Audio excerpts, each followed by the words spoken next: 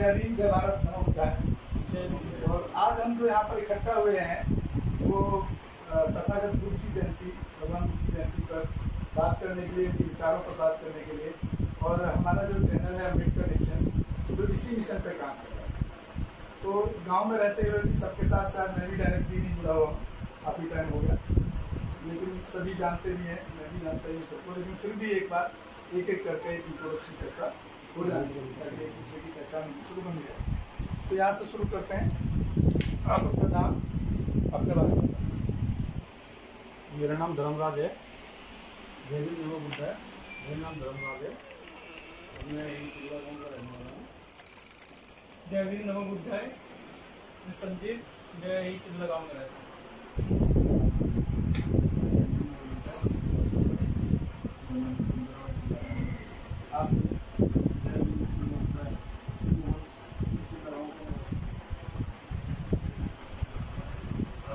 थोड़ा सा लाउड।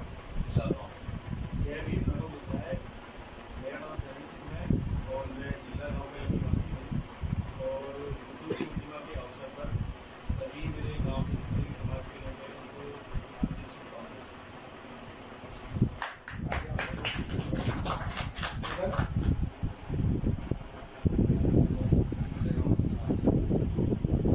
थोड़ा जोर से बोलेंगे।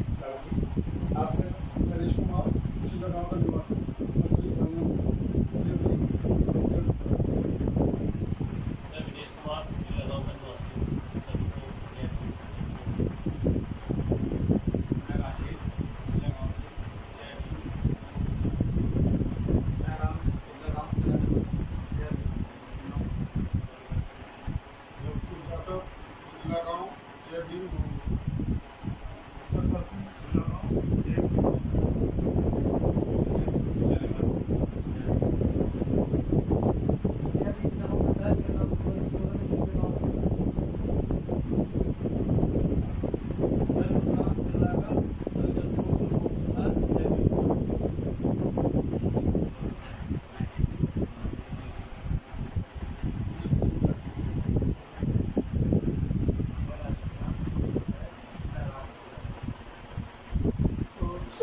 इजाज़त है कुछ आगे का जो हमारा डिस्कशन है उस पर बात हो। तो एक मैं आपको एक किस्सा एक आपके साथ शेयर करना चाह रहा था अपने बचपन का।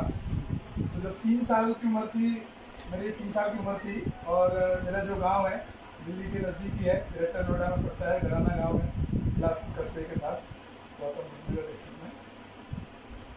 वो वाक़या एक मैं आपके साथ जरूर ये शेयर करना चाहूँगा कि मैं उस अंधविश्वास से और इस पूजा पाठ से कैसे मेरी पहली सीढ़ी जो चढ़ी है, कैसे मैं इस तरफ आया। मेरी मदर 3 साल का था जब एक्सपायर हो गई। उनके बाद में 15 दिन बाद एक डेथ और हो जाती है एक लड़के गाँव में, और उसके ठीक 15 दिन बाद एक डेथ और हो जाती है। तो जो एक मानसिकता, जिसको हम अनुवादी मानसिकता कह सकते हैं या अंधविश्वास कह सकते हैं, पाखंड कह सकते हैं, वो एक बनी हुई है पूरे समाज में, पूरे देश में। तो मेरे घर को और मेरी मदर को मनहूस घर कहा गया, हमारे घर को, और मदर को डायन कहा गया। ये तो डायन थी। और इवन देन की, क्योंकि मैं भी छोटा ही था, 3 साढ़े 3 साल 4 साल, तो मुझे छोटे से सिखाना शुरू किया गया कि भी तू भी घर में अकेला मत रहना, नहीं तो तेरी माँ तेरे को भी उठा के ले जाएगी। और वो डायन है, 2 मौत हो गई है, 2 को खा गई। ऐसे मतलब इस तरह की मेंटेलिटी हमारे समाज में और खासतौर से हमारे लोगों में ज़्यादा मैंने देखी थी। तो जब ये चीज़ें हुई तो मैं उस चीज़ को फोकस किया, और अल्टीमेट उसके बाद क्या हुआ कि एक दिन मेरे दिमाग में आया, कुछ होता है कभी कभी आदमी की सोच में आ जाता है, यार सब लोग बोलते हैं, डराते हैं मुझे कि मेरी माँ डायन है, मेरी माँ तो को खा गई है, बेटा तेरे को भी खा जाएगी, या तू भी मर जाएगी, तुझे भी उठा कर ले जाएगा, तू भी मर जाएगा, ऐसे चीज़ें चलने लगी। तो मैं घर में रात को जब तक पहुंचता ही नहीं था कि जब तक मेरे पिताजी शहर से आ नहीं जाते थे। वो कारपेंटर का काम करते थे, लकड़ी का, तो उस जमाने में बिजली नहीं आती थी, तो रात को लेट से था। तब तक मैं बाहर दूसरों के घर में टाइम पास करता रहा। लेकिन दिमाग में आया, ये सब लोग बोलते हैं मेरी माँ आ जाएगी, माँ आ जाएगी। तो मैं घर के कोने पे बाहर, जैसे गली का हमारे यहाँ बाहर कोना है, वैसे खड़े हो करके मैंने कहा आज तू खुद से देख, अपने आप से दिमाग में आता है। मैं वहाँ खड़े होकर देखा तो वाकई में जो गांव के लोग बोलते थे अब आप इसकी गहराई में आप खुद ही सोचना शुरू कर देंगे। तो मुझे जब मैंने खड़े होकर के देखा तो जो गांव के बात बोलते थे वो बात सच मेरे सामने थी। मेरी माँ जो आंगन जिसको बोलते हैं गांव में, छप्पर के नीचे, एक तो भाई गए भी हैं गाँव में, तो वो छप्पर के नीचे जो चूल्हा था, वो चूल्हे पे मैं अपनी माँ को खड़े हुए देखता हूँ। जो मेरे जहन में उनकी तस्वीर थी कि गांव में कमीज पहनती थी और वो लहंगा ये पहनते थे गांव में, तो वो सेम तस्वीर जो मेरे दिमाग में बसी हुई थी, वो खुद खड़े लहंगा ये पहनते थे गांव में, तो वो सेम तस्वीर जो मेरे दिमाग में बसी हुई थी, वो खुद खड़े होकर देखता हूँ और मुझे लगता है कि वाकई में गाँव पे लोग सही बोलते हैं। लेकिन मैं कुछ देर में खड़ा रहता हूँ और मैं डर जाता हूँ। डरने के बाद फिर मैं इतना डर जाता हूँ, आंखों में इतना डर खौफ बैठ जाता है उस चीज़ का कि आज तो मेरी जिंदगी गई, मैं खत्म हूँ। तो मैं चिल्लाता हूँ बहुत जोर। जब चिल्लाता हूँ तो आस पड़ोस के चाची ताई या जो लोग हैं जो आवाज़ सुन सकते थे, जिनका घर बिल्कुल पास में था, एकदम से निकल के आए, दो चार औरतें हैं। उन्होंने बोले भैया क्या हुआ? मैंने कहा मैंने माँ को देखा है ऐसे। तो फिर उसके बाद जो प्रैक्टिकल लाइफ ये है कि मैं आज भी आपके सामने जिंदा हूँ। तो माँ मुझे उठा के तो कहीं नहीं ले गई, ना मैं मरा। उसके बाद जब मुझे उन्होंने तसल्ली दी, तो उस दिन से मेरे दिमाग में एक चीज़ घर कर गई कि ये जो भगवान के नाम पे, ईश्वर के नाम पे या भूत के नाम पे, भय के नाम पे जो डर बैठाया जाता है, वो कहीं ना कहीं जिस तरह के कल्चर में आप रहते हैं, जिस तरह के कल्चर में ज़िंदगी को जीते हैं आप, वो कल्चर आपके माइंड में सेट होता है और आंखों में सेट होता है। वो चीज़ें आपके सपनों में, वो चीज़ें आपकी ज़िंदगी में आपको पॉजिटिव नजर आने। अगर मैं मर जाता तो खत्म हो जाता, तो फिर तो पूरे गाँव में और अफवाह फैल जाती। अब मैं बचा हुआ आपके सामने आज खड़ा हूँ, तो इसका मतलब है कि कहीं ना कहीं इस तरह की जो चीज़ें लाइफ में है या जो लोग ऐसी चीज़ों पे ट्रस्ट करते हैं, वो कहीं ना कहीं एक अंधविश्वास का हिस्सा है। ये चैप्टर मैंने इसलिए खाली शेयर किया। उस दिन से फिर थोड़ा बाबा साहब को पढ़ना शुरू किया। हमारे गाँव में एक हमारे बड़े भाई हैं उमेश सिंह गौतम जी, शायद काफ़ी लोग जानते हैं उनको, समता सैनिक दल के राष्ट्रीय अध्यक्ष हैं, जो बाबा साहब ने बनाया था। तो वो बाबा साहब की कुछ कुछ किताबें ले जा करके गाँव में हमारे जैसे बच्चों को देते रहते थे, तो पढ़ाई के साथ साथ हम पढ़ते रहे। और कास्टिंग और हिंदू के खिलाफ मैं क्यों गया, बाबा साहब की नॉलेज तो यहाँ से मिलनी शुरू हो गई। जब पहली क्लास में एडमिशन हुआ, जब 5 साल के हुए, 5-6 साल के, तो जो वहाँ टीचर था, क्लास टीचर, क्योंकि पहली से लेकर 5वीं तक गांव में एक ही क्लास टीचर रहता, वही पढ़ाता पूरे 5 साल, वो ठाकुर था। जब हम वहाँ पर हमारे समाज के, अगर उस टाइम के ग्राउंड में जाऊँ तो मुझे कास्ट का नाम लेना पड़ेगा, अदरवाइज तो मैं कास्ट में बिलीव करता नहीं हूँ, मैं हिंदूज में बिलीव करता हूँ। तो जाटर समाज के जो बच्चे थे मेरे साथ के क्लास फेलो, तो 10 लड़के रहे होंगे, 8 से 10 लड़के। 10 लड़के वो थे, एक वाल्मीकि समाज से था, एक आध खटीक और धीमर, मतलब 13-14 मिलाकर के लड़के जो थे पहली क्लास में, वो शेड्यूल कास्ट के, जिसको SC कह लो या जिस भी भाषा में वो लोग इस्तेमाल करते हैं ब्राह्मणवादी लोग। तो हमें आप यकीन नहीं कर सकते हैं, शायद ऐसी सिचुएशन आप लोगों ने नहीं झेली होगी क्योंकि दिल्ली में रहे, हमने झेली है। तो वो मुर्गा बनाता था, सबको बुलाता, और मुर्गा बना करके पीछे से हिप्स पे, वो वर्ड मैं यूज नहीं कर सकता हूँ क्योंकि वो ऑफिशियल लैंग्वेज नहीं है, तो पीछे से लात मारता था कि तुम तो गाली शब्दों को यूज, एब्यूज लैंग्वेज यूज करता था, तुम तो साले ये हो, तुम पढ़ोगे यहाँ पर, तुम कौन पढ़ाएगा, तुम पढ़ने के लिए थोड़ी हो। हमारे चीज़ें दिमाग में वो घर कर गए। हमने कहा नहीं भाई, इसका मतलब है कि जब ये पढ़ाई से रोकने की बात करता है, तो कहीं ना कहीं पढ़ाई के अंदर कुछ ना कुछ ऐसा सिस्टम तो है ही कि हमारा इसी में भविष्य है। तो और उन 10, 12, 15 में से मेरे जो साथ के लोग हैं लगभग सभी सक्सेस हैं, सबने बड़ी मेहनत की, कोई टीचर लग गया, कोई प्रिंसिपल हो गया, कोई इंजीनियर है, सारे साथी रह सकते। तो ये किस्सा इसलिए छेड़ना जरूरी था कि जिस तरह से अभी कुछ बात आ रही थी कि आप हिंदुज़म के खिलाफ बोलेंगे तो कई लोगों को बुरा लग सकता है।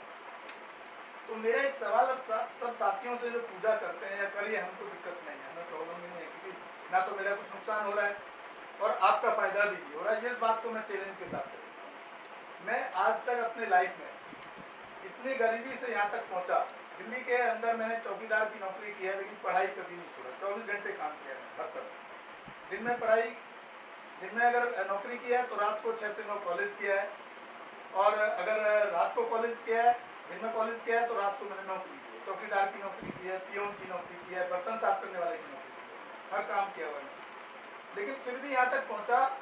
ये चीज़ मैं इसलिए नहीं बता रहा कि मैंने कोई बहुत बड़ा वो कर लिया, अचीवमेंट कर लिया, इसलिए नहीं बता रहा हूँ आपको। ये इसलिए बता रहा हूँ, इसके पीछे अब जो दूसरा बात बताऊँगा मैं सर, लेकिन ये करने के साथ मैं आज तक कभी भी उस हादसे के बाद, जो माँ वाला बचपन का हादसा था, कभी ना मस्जिद गया, ना मंदिर गया, ना चर्च गया, ना गुरुद्वारे गया। तो एक प्रैक्टिकल आदमी आपके सामने ये बैठा हुआ है कि कहीं ना कहीं जो आदमी का कुछ भी ना हो, सिवाय ठाकुरों के यहाँ खेत काटने के, मजदूरी करने के लिए, क्योंकि मेरे पास ज़मीन नहीं है गाँव में, 2 बीघे ज़मीन है, वो कोई वैल्यू नहीं करती है, उससे कोई खर्चा घर नहीं चल सकता है। तो उनके यहाँ मजदूरी करी, वो एहसास था, वो भी रोटी हमको कैसे मिलती थी, एक वक्त की रोटी और 20 पूड़ी काटने पे, एक पूड़ी बोलते हैं उसको, जो बांध करके तैयार करते हैं, 20 के बदले एक वो मिलती थी। और शाम को जब रोटी ठाकुर के घर में शाम को मिलती थी, तो पत्तल जो होती है, पहले जो चलती थी शादी ब्याह में, पत्तल या अलग बर्तन में वो खाना हमको दे देता था, खाना दिया, खाया, और उसका बर्तन धोते रखना पड़ा। तो इस सिचुएशन में हमारे को किसी भगवान ने साथ क्यों नहीं किया? अगर हम आस्था में थे तो चलो मैंने आस्था छोड़ दी बचपन में, मैंने भगवान को छोड़ दिया मानना, तो मेरे बाप तो मानते थे, मेरे फादर तो मानते थे, वो तो मंदिर गए जाते थे, या मंगलवार को भी मानते थे। तो फिर उनके साथ भी कोई फाइनेंस पोजीशन स्टोन क्यों नहीं करी भगवान ने? तो मेरा जो इसको जोड़ने का मकसद है कि जब एक आदमी, आज मैंने इंजीनियरिंग भी की, मैंने नौकरी भी की है इंजीनियरिंग में, और उसके बाद में मैं इस लाइन में भी आज अपने आप को सक्सेस कहता हूँ। वो अलग बात है कि अभी जब से भाजपा गवर्नमेंट आई है तो बिजनेस सबके हाल आपको मालूम है, GST, नोटबंदी। तो इस बात को रखने का मतलब यही था कि जो आप बहुत कट्टर ये पूजा पाठ में जो लगे रहते हैं हम लोग, ये सिर्फ अब आप नुकसान कर रहे हैं ना, कोई फायदा इससे मुझे लगता नहीं है। प्रैक्टिकल मैं अपने प्रैक्टिकल लाइफ कह रहा हूँ, हो सकता है आपको किसी को हुआ हो तो मुझे पता नहीं। और रही बात अगर कोई भगवान को प्रूव कर दे तो मैं भी मानने को तैयार हूँ, लेकिन मुझे आज तक कोई इतने साल में 49 साल की मेरी भी हो गई, 48 साल की, यही फाइट करते करते कोई बंदा प्रैक्टिकल साबित करने के लिए नहीं मिला कि भगवान नाम की चीज़ कोई है। तो ये मुद्दा इसलिए डिस्कस करना जरूरी था कि हम आज भी कहीं ना कहीं पूजा पाठ में अपना टाइम वेस्ट और पैसा वेस्ट, आप मंदिर जाएंगे, मस्जिद जाएंगे, आपका 100-200 रुपये खर्च होगा, 4 घंटे भी खर्च होगा। उस 4 घंटे के अंदर अगर आप बाबा साहब का, अम्बेडकर का, या बुद्धिज्म का लिटरेचर पढ़ रहे हैं, मैं दावे के साथ कह सकता हूँ आपकी आने वाली पीढ़ी, आपका आने वाला बच्चा, उसी सोच से आप बच्चे को ढालना शुरू करेंगे तो उसको कोई बड़ा आदमी बनने से रोक नहीं सकता है। ये जरूरी नहीं है कि वो IAS बने, IPS बने, डॉक्टर बने, इंजीनियर बने।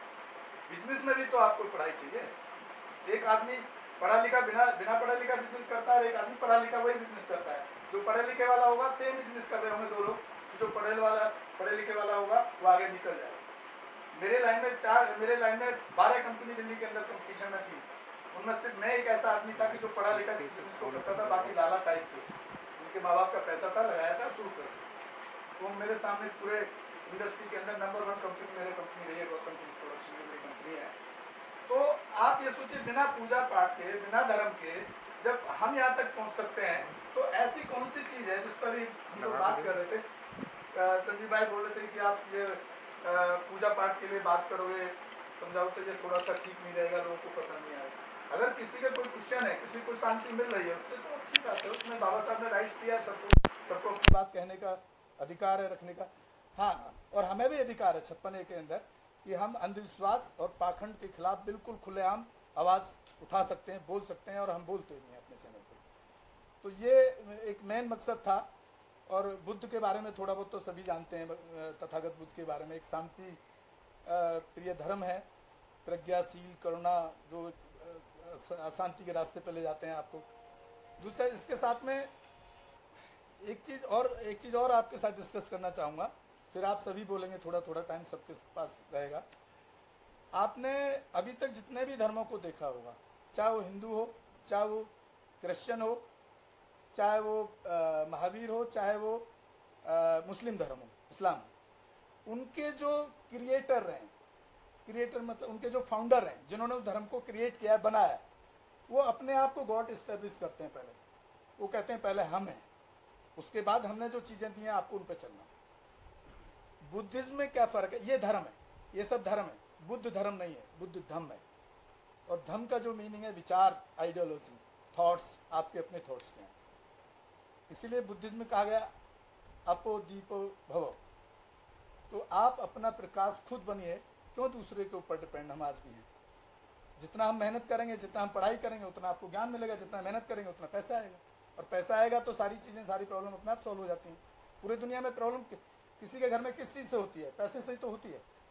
और जब आप अपने ऊपर फोकस करेंगे, पैसा आएगा, तो फिर मतलब ही नहीं है कि आपको कोई प्रॉब्लम होगी आपके परिवार में, चाहे जॉइंट हो या सेपरेट हो। तो वहाँ पर जितने भी धर्म के जो क्रिएटर हैं, उन्होंने अपने आप को स्टेब्लिश किया है। सिर्फ बुद्धिज्म एक ऐसी आइडियोलॉजी है, बुद्ध एक ऐसे तथागत बुद्ध एक पैदा हुए पूरे वर्ल्ड के अंदर, जो कभी ये नहीं कहते अपने आप को बुद्ध कि मैं हूँ, आप मुझे पहले नतमस्तक होइए तब आप बुद्धिज्म को मिलो।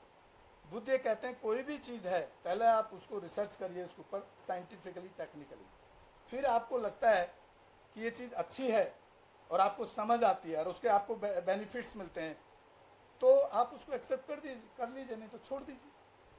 कई बार सवाल उठते हैं कि बुद्धिज्म में भाई नॉनवेज खा सकते हैं, नहीं खा सकते, ऐसे इस तरह के कई बार सवाल हमसे भी करते हैं लोग।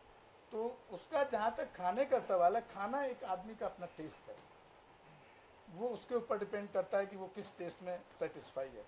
कई बार कई जगह आपके वेदर के ऊपर डिपेंड करती हैं, जैसे ड्रिंक है, कई ऐसे कंट्रीज हैं, कई ऐसे एरियाज हैं जहाँ बिना ड्रिंक के आदमी रह ही नहीं पाता है। तो वो बुद्धिज्म में यही चीज़ है कि आप जहाँ पर जिस चीज़ के अकॉर्डिंग वेदर, अकॉर्डिंग सिचुएशन और अकॉर्डिंग टेम्परेचर, कुछ चीज़ें ऐसी हैं कि जो आप अपने सहूलियत के हिसाब से आप यूज़ कर सकते हैं, उसको मध्यम मार्ग बोलते हैं। इसको बुद्धिज्म में जो रास्ता दिया है वो मध्यम मार्ग का जो रास्ता है, वो उसका मतलब यही है कि जब आपको कोई चीज़ लग रहा है जिससे किसी को बुरा ना हो रहा हो, किसी को हानि नहीं हो। एक ड्रिंक करने वाला आदमी है, घर में गया, जा करके इतनी ड्रिंक कर ली और वो मार पीट रहा है घर में जा करके, तो अपनी वाइफ को मार रहा है, अपने परिवार को तंग कर रहा है, आर्थिक तंगी झेल रहा है, तो ऑब्वियसली उसका तो फिर पीना कोई मतलब नहीं बनता है ना। और अगर किसी से हानि नहीं हो रही है, आपके नॉनवेज खाने से किसी को हानि नहीं है, तो क्या दिक्कत है आपको चिकन या मटन खाने में? कोई भी मीट हो, चाहे कई लोग बीफ भी खाते हैं। तो इस तरह की कई कल्चर हैं जिन पर हमने डिबेट रखी। जैसे अभी पीछे बड़ा मुद्दा बना दिया भाजपा आते कि भाई गऊ को राष्ट्र माता बनाइए। भाई कौन सा साइंस कहती है कि मैं तो ये कह सकता हूँ कि एक गाय एक बहुत सीधी जानवर है, अच्छा दूध देती है, उसके दूध में अच्छे प्रोटीन हो सकते हैं, इट इज प्रैक्टिकल। लेकिन जिस माँ ने मुझे 8 महीने रखा है, मैं उस माँ को छोड़कर, जिस 8 महीने मेरी माँ ने पेट में रखा, उस माँ को छोड़ करके और मैं गाय को राष्ट्रमाता मैं तो नहीं मान सकता। आप मानते हैं तो आप मानिए, मुझे उसमें भी प्रॉब्लम नहीं। तो बुद्धिज्म किसी को क्रॉस नहीं करता है, वो आपकी अपनी सोच है, आप रखिए, उसको क्या दिक्कत। लेकिन किसी के ऊपर उस चीज़ को थोपना, वो जहाँ तक मैं समझता हूँ वो गलत है। या हम भी कहें भाई ये संजीव और ये फलाना धर्मराज तो बुद्धिस्ट नहीं बन रहा, मैं क्यों बैठूँ इसके साथ, तो वो एक गलत रास्ता है। वो उसके ऊपर छोड़ दो, अपनी बात रखिए, आप अपनी बात रखें, हम अपनी बात रखें, जो लॉजिक में जीत जाए तो आप मेरे हिसाब से एक्सेप्ट कर लेना चाहिए इंसान को। ऐसा मेरी सोच है। बाकी धम्म में तो बहुत सारी चीज़ें हैं ऐसी। तो मेनली तो यही था कि आज तक मुझे तो किसी भगवान ने कोई नुकसान नहीं किया, ना मैं कहीं गया हूँ, तो ठीक ठाक ही हूँ आपकी दुआ से। फाइनेंशियली भी ठीक हूँ, घर भी ठीक है, बच्चे भी ठीक हैं, परिवार भी ठीक है। और जहाँ तक मान सम्मान समाज में है, तो रात को 24 घंटे हर तरीके से जो मेरे से पॉसिबल होता है तो साइलेंट पे करिए, तो वहाँ भी खड़े रहते हैं। जो भी अपने उसके अंदर पावर के अंदर है, उसमें एक बहुत बड़ी पावर का इस्तेमाल करता हूँ मैं। कहीं भी अभी जैसे मेरे गांव में भी, राजस्थान में भी, कई जगह जहाँ जहाँ मेरा सर्कल है वहाँ से फ़ोन आ जाते हैं, भैया ऐसे बात हो। डीएम और एसएसपी से कम मैं बात नहीं करता हूँ, उससे कम कंप्लेंट के लिए मैं जाता ही नहीं किसी के पास। उसके जो मेरे पास पावर है, बड़ा क्लियर बता रहा हूँ, मुझे कोई डर नहीं है इस चीज़ का। मेरे पास 8 चैनल हैं जिनके लिए मैं सर्विस देता हूँ। 8 चैनल पर डीएम को यही समझाता हूँ कि आप राजनीतिक एजेंडा चला लीजिए या किसी के प्रेशर में आपको काम करना कर लीजिए, मैं 8 चैनल की गाड़ी वहाँ लाइव टेलीकास्ट लगा दूंगा। ये मेरे दलित, ये मेरे समाज के साथ, जो बहुजन समाज के, जिनको आप SC शेड्यूल कास्ट और नीचार मानते हैं, आप करते हैं उनके साथ अत्याचार, वहाँ से मैं लाइव कराऊंगा। आप देख लो, आपको डीएम साहब नौकरी करनी है, SSP को नहीं करनी है। कोई आज तक मुझे कहीं से नेगेटिव रेस्पॉन्स नहीं मिला। पुलिस हरकत में आती है, काम करती है, रेस्पॉन्स करती है, जवाब देती है, उसकी जवाबदेही है। लेकिन उतनी अवेयरनेस आप में भी आ सकती है, हमें भी आ सकता है कि आम आदमी भी जाके अपने अधिकार की बात कर सकता है, लेकिन हम वहाँ नहीं करते हैं। यहाँ भी 1-2 हादसे कई बार देखे हैं मैंने कि जिसमें लोग फिर पीछे हट जाते हैं, पहले आवाज़ बुलंद सी होती है, लेकिन वो लड़ाई कहीं नहीं। जैसे अभी वो जय सिंह जी चाचा जी वाला केस देखा होगा आपने। अब उन्होंने बाद में हाथ खींच लिए। अब यहाँ आकर के जब आपके पास राइट्स है, आपके पास पावर है, आप क्यों झुक रहे हो? जब सामने वाले को उस तरह की सजा ही नहीं मिलेगी बाबा साहब के दिए अधिकार के हिसाब से, कॉन्स्टिट्यूशन के हिसाब से, आप खुद पीछे हट जाएंगे तो उसका डर तो निकल जाएगा। बोलेगा ठीक है ना, 5 लाख रुपए देंगे, कल को खरीद लेंगे इसको, तो फिर आप झेलते रहिए। दूसरी बात, जब तक आप जाति और हिंदूवादी सिस्टम में रहेंगे तब तक आप ये क्यों कहते हो हमारे ऊपर अत्याचार हो रहा है? आपके गीता में लिखा हुआ है, अगर कोई बहुत कुछ लोगों को नहीं मालूम है, मैं बता रहा हूँ, मेरे पास लिटरेचर है, कभी भी आके आप देख सकते हैं। गीता में लिखा है, मनुस्मृति में लिखा है, महाभारत में लिखा है, कौन से ग्रंथ में, हिंदुइज्म के ग्रंथ में, हम हिंदू से पैदा हुए, हम हिंदू की बात करेंगे। कोई हमसे पूछे लगे भाई आप अल्लाह के खिलाफ तो नहीं बोलते, हम क्यों बोले उनके खिलाफ? हमने वहां से ना तो उन्होंने शोषण किया हमारे साथ, ना हम उस कल्चर में रहे। हमारा जो शोषण हुआ, हमारा तो इस कल्चर ने शोषण किया ना, तो हम उनकी बात क्यों करें? आप गीता देख लीजिए, महाभारत देख लीजिए, कृष्ण लीला देख लीजिए, रामायण देख लीजिए और मनुस्मृति देख लीजिए। कोई ऐसा ग्रंथ नहीं है जिसमें शूद्र, जिसको शूद्र कहते थे, जो आप जाटव कह रहे हैं या कोई चमार कह रहा है या कोई वाल्मीकि कह रहा है, तो अगर आप वो बने रहेंगे तो उनके वो जिस संविधान को मानते हैं वो इस संविधान को तो आज भी नहीं मानते। मैं खुलेआम कह रहा हूँ, चाहे मेरे खिलाफ कोई केस कर देना कोई सरकार वाला, खुलेआम कह रहा हूँ, ये सरकार जो बन रही है, चाहे वो कांग्रेस की हो या भाजपा की हो, वो संविधान को नहीं मानते हैं, आप ध्यान रखना।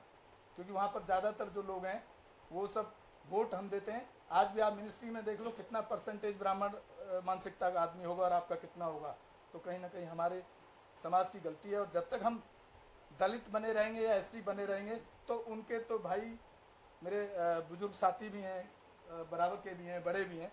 मैं सभी से आग्रह करूंगा और पूछना करूंगा, आपसे भी पूछना चाहूँगा कि जब आप बने रहेंगे वही और उनके ग्रंथ में लिखा है, वो ग्रंथ पे चलते हैं, तो आपके साथ शोषण हो रहा, तो फिर आपको प्रॉब्लम क्यों है? आप शोषण झेलते रहिए। उनके हर ग्रंथ में लिखा है, नारी, पशु, नारी, सूत्र, ये सब हैं ताड़न के अधिकारी, तो उनके ग्रंथ में लिखा है, तो वही आपके साथ करते हैं। फिर उसमें दिक्कत क्या है? झेलते रहिए, आप उसी काशी में बने रहिए, दलित कहते रहिए, ऐसी कहते रहिए। बुद्धिज्म का फायदा क्या? आप लीगली बुद्धिस्ट अगर बन जाते हैं, आ जाइए, लीगली बुद्धिस्ट बन जाते हैं, अगर बुद्धिस्ट के ऊपर आपके ऊपर अत्याचार होता है तो आपकी आवाज़, आपने कम ही देखा होगा कि किसी लीगल बुद्धिस्ट पर किसी ने कभी अत्याचार, बहुत बड़ा अत्याचार या हमला हुआ हो, और नहीं तो आप बता सकते हैं कोई बनते को मारा हो किसी ने आज तक इस तरह से। क्यों नहीं मारते हैं? क्योंकि जो बुद्धिज्म हमारे यहाँ से ब्राह्मणों ने खत्म कर दिया, ब्राह्मणवादी लोगों ने, जो विदेशों में चला गया, अगर एक बुद्धिस्ट पे भी अटैक होता है तो उसकी आवाज़ पूरे वर्ल्ड वाइड उठाने का वो रखते हैं, आप दम रखते हैं उठाने का। कि बुद्धिस्ट पे हमला होगा तो आपकी आवाज़ जापान, चीन से लेकर के तिब्बत से लेकर हर जगह उठेगी। जब दलित पे हमला होगा, एससी पे हमला होगा, तो हमारी सरकार यूएनआई में जाकर के, सुप्रीम कोर्ट के ऊपर भी कोर्ट है, सभी जानते होंगे, यूएनआई जो वर्ल्ड की कोर्ट है, वो सुप्रीम कोर्ट का बाप भी वहाँ बैठा है। अगर हमारा सुप्रीम कोर्ट नहीं सुनता तो यूएनआई में आपकी आवाज़ सुनी जाएगी। लेकिन जब आप दलित पे हमला होता है और उसको यूएनआई में लेके जाते हैं, तो हमारे देश की सरकार यहाँ से जवाब पता क्या दे देती है? ये तो हमारा घरेलू मामला है, क्योंकि हमारा देश हिंदू बाहुल देश है, तो वो बात आपकी उठती ही नहीं है। एक ये बहुत बड़ा नुकसान है हिंदुइज्म में रहने में और उसमें चलने में। तो मेरा जितना शेयर करना था आपके साथ, मुझे जो मैं कहना चाहता था कि बाबा साहब के 3 सिद्धांत हैं, बड़े अच्छे, शिक्षित बनो, संगठित रहो, संघर्ष करो। हम उस पर बात तो बहुत करते हैं, शिक्षित भी हुए, संगठित में भी ठीक ठाक हैं, लेकिन धर्म की तरफ शायद, जो आज बुद्ध पूर्णिमा पर हमने खासतौर से इसीलिए प्रोग्राम यहाँ पर रखा, इस पर हमारी बात चर्चाएँ कम होती हैं। और दूसरी बात कि अगर आपको समाज को मजबूत करना है तो ऐसा नहीं, इससे काम नहीं चलेगा हमारे समाज का कि आप 14 अप्रैल पे गए, एक दिन आपने फंक्शन कर लिया और कुछ लोगों को खाना खिला दिया। समाज के लिए लगातार कहीं ना कहीं कोशिश करनी पड़ेगी। पे बैक टू सोसाइटी सिस्टम है। जैसे कई बार हम साथी बात करते हैं, कहते हैं भैया वो खाना बना के भंडार, मैं कहा भाई मैं थोड़ा सा इनका कल्चर धीरे धीरे कोशिश कर रहा हूँ, आप उससे अच्छा तो किसी के बच्चे को अडॉप्ट कर लीजिए, चाहे वो भले ही हमारे गाँव का ही हो, चाहे वो वाल्मीकि समाज से हो सकते हैं, जाटव समाज, किसी भी ऐसे घर कोई भी चुन लीजिए जिसके घर को अडॉप्ट कर लीजिए बच्चे को, आपकी इसकी किताबों का खर्चा हम 10वीं तक उठा लेंगे। तो मैं जहाँ तक समझता हूँ इससे ज़्यादा वो बेहतर काम होगा कि अगर एक बच्चा भी आपका गांव से निकलता है और आपके खर्चे से हमारे कंट्रीब्यूशन के खर्चे से जो हम साल में एक बार करते हैं, तो बजाय हम उस पर भी कर सकते हैं। एक बहुत अच्छा तरीका है बजाय इस तरीके से। पर ये अब जो तरीका था खाने वाला, वो इसलिए था कि लोग बाहर भी बहुत भूखे हैं, लॉकडाउन की वजह से बहुत लोगों की समस्या है, तो एक आज उनको एक शांति मिलेगी, तो एक अच्छा कदम था। इसकी शुरुआत अभी चल ही रहा है पूरा। अब आप में से कोई साथी बाबूजी हैं, काफ़ी बाबा साहब को पढ़ा है उन्होंने, आप लोगों ने भी पढ़ा है। अगर आप कोई अपनी बात रखना चाहते हैं तो रख सकते हैं, और मेरे से किसी को कुछ क्वेश्चन है तो कर सकते हैं। जितना मेरे पास होगा उतना मैं बताने की कोशिश करूँगा। जल्दी करना आप, जल्दी ये काम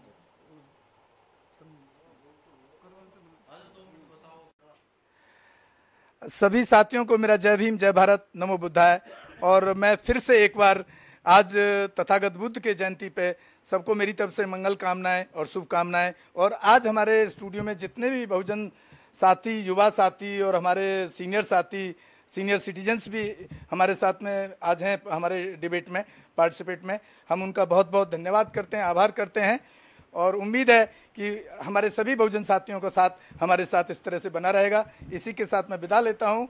जय भीम, जय भारत, नमो बुद्धाय। और आप हमारे चैनल को इसी तरह देखते रहें और लोगों तक हमारे चैनल का लिंक और शेयर करते रहें, ताकि बाबा साहब भीमराव अंबेडकर और बुद्ध की विचारधारा, समानता, बंधुता, एकता की विचारधारा को हम पूरे देश विदेश में पहुंचाने के लिए काम करते रहें।